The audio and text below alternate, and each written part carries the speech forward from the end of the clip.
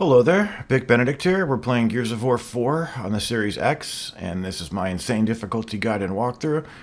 We're currently on Act 2-3. It is entitled Plan B. So we have a boss fight at first, although there is a fight with some trackers and I think, well, I know it's a heavy, and some standard shepherds as well, probably. Okay, so we've got standard trackers here, meaning they'll drop. They'll drop frag grenades for us if they're kind enough. Now, you might notice that I'm using the shotgun. I never use the shotgun in Gears of War games, but in this game it does do a pretty good job of killing enemies like this and the juvies. In fact, for the juvies, I would always recommend using the shotgun. It's fantastic. And you never hear me say that about the shotgun. But I'm going to plant a couple of grenades over here because it seems like the heavy always walks right where I put those, so we can potentially damage him. And then we're going to pick up his weapon, and you could tell that he's got damaged from those grenades because he would never die that fast. And when you do pick up his weapon, make sure that you cross the checkpoint with it. Don't drop it before, otherwise you'll lose it. Because the Kestrel can get seriously damaged from that weapon that he has there, which is the salvo. So I actually would recommend bringing a long shot in for this stage, and there's going to be a path selection too. And I'm going to do something different than what I usually do. I usually cover both paths in a video, in a walkthrough for Gears. But since I've got a companion guide for Inconceivable, and since I just looked at the video for this chapter on that guide, I chose the left path on that guide. So on this walkthrough, I'll choose the right path, and then in both of those videos, I'll link to the other video. So you can see both paths, and it will be as easy as just clicking the link in the description for each video, depending on what guide you're watching. Okay, so we have a checkpoint now. Don't start firing at this thing until it completely stops. That will make sure that you don't miss. And I don't think I died to this at all. Back here is some really great cover. I'll show you where it is. But using the salvo definitely speeds this fight up. So see where I'm at now? It's a really good spot. If she ever goes too far to the right, you want to make sure that you move, and vice versa. And you want to be aiming at the glowing yellow engines on her chopper there, but you can hit her anywhere. But I believe you maximize on your damage if you hit her in those yellow spots. And as for the path selection, they're pretty fun, but they're challenging too, because you've got guys with M bars, and you've got it's really reminiscent of times in Gears of War where there's a split in the path, but you can interact with the other path at the same time, which is not necessarily a good thing, because the enemies that your teammates are fighting can focus on you, even if your teammates on the other side aren't even downed. So you're gonna. It's actually it's fun because there's environmental objects to interact with to kill enemies, and you're assisting each other, and it feels like it coalesces into a good sort of experience that transcends the single player campaign. Get out of my way. See that? That's a ruined SWAT turn right there. I think what was that, my dad right there ruining my SWAT turn. And if you don't know what the SWAT turn is, it's just transitioning from one piece of cover to the next, using the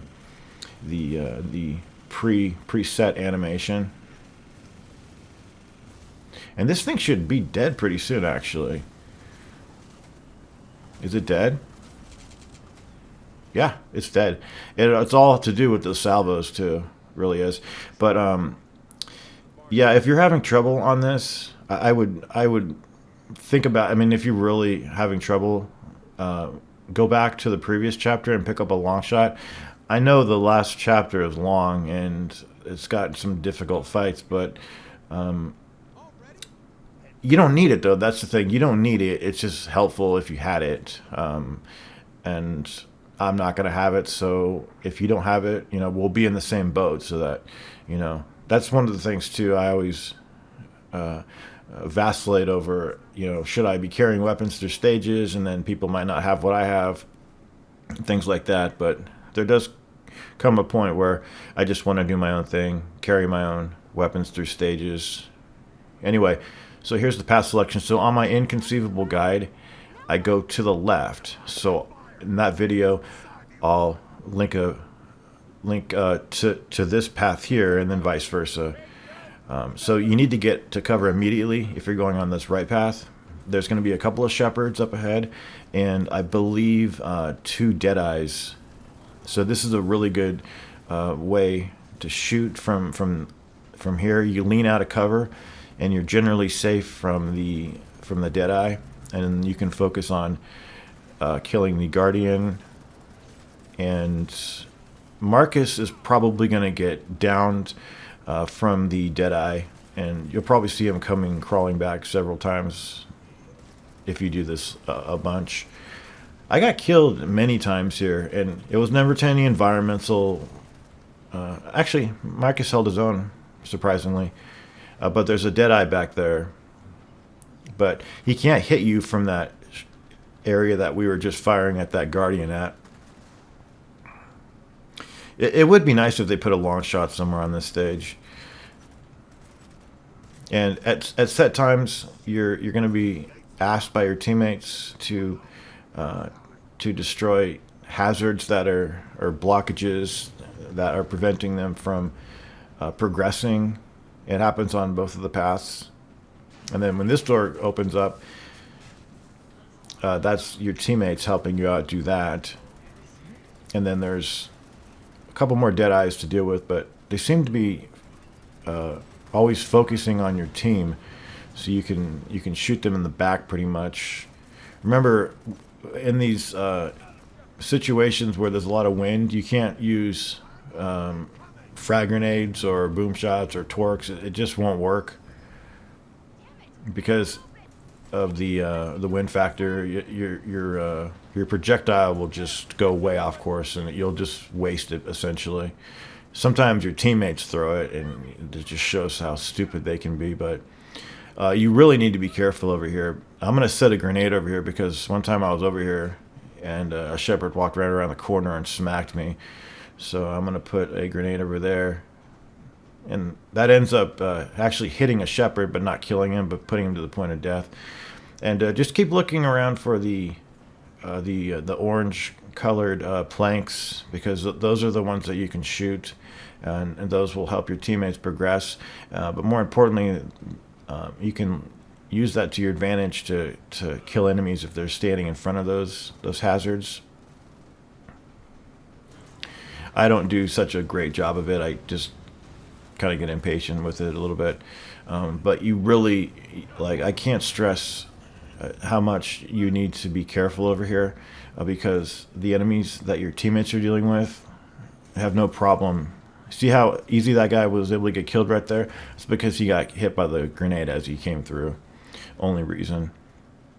I can't stress enough that cautiousness, and don't push up too much, because not only are there shepherds drifting around in this next area beyond the gate, but there's going to be a guardian that spawns too, so you don't want to be right out in the open when that thing spawns and get shot up instantly, as has happened to me. So the guardian will spawn, I believe, when everybody's finished.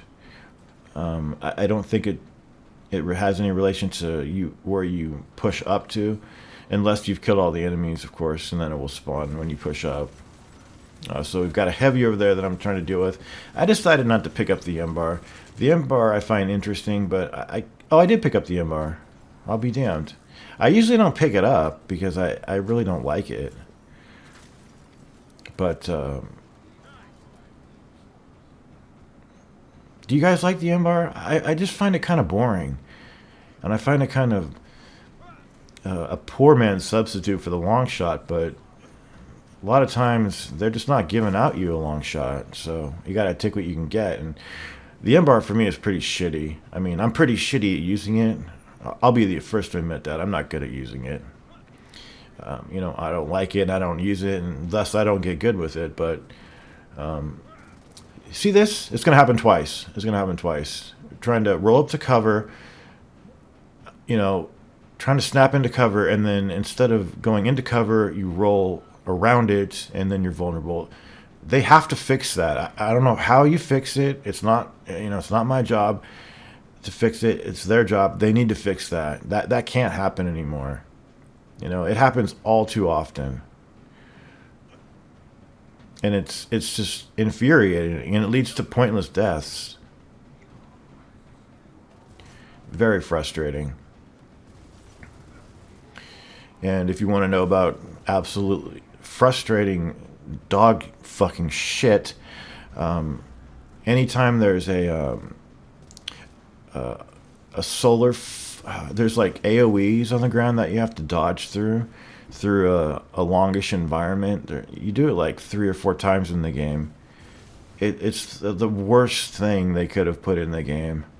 It serves nothing to the gameplay, and it's purely for spectacle, and it's an ugly spectacle, because what it's gonna do is results in you dying over and over and over and over and over and fucking over again. Now, this one only took me like 3 minutes, but there's harder ones. You seem to have to know the proper path, so hopefully I can show you the proper path. And it's just it's pointless, those sections. Anyway, if you need to aim in a little bit closer, go for your snub. We're gonna spawn that guardian up ahead. Probably right after this guy. So once you hear that noise, you need to get back. Have we spawned him? There may be somebody left.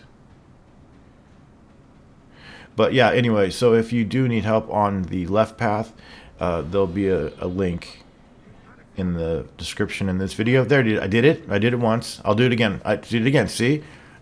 You guys have to fucking fix that. I don't know how you do it.